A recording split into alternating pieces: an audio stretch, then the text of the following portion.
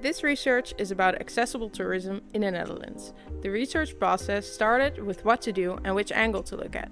We reviewed different angles such as feminism and equality, but also different types of impairments.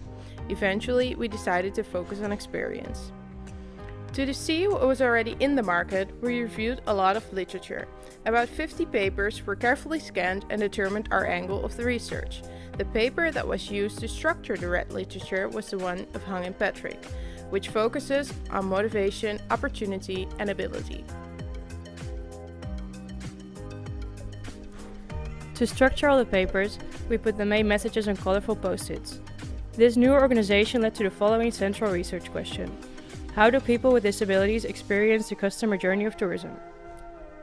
The main data collection method would be interviews, which we did with both people with disabilities and providers within the market of accessible tourism. The respondents were retrieved by the previously done research of Wageningen University.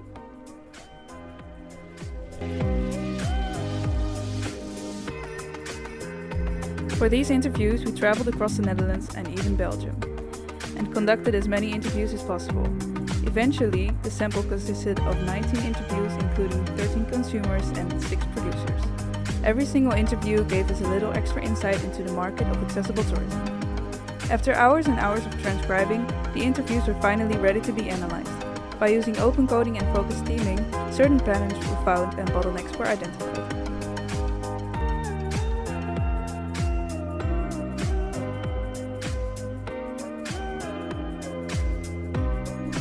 Out of all these patterns, the main bottlenecks within the market were identified. The first bottleneck is that consumers prefer tangible information over online information. They prefer to flip through pages and be able to touch the advertisements.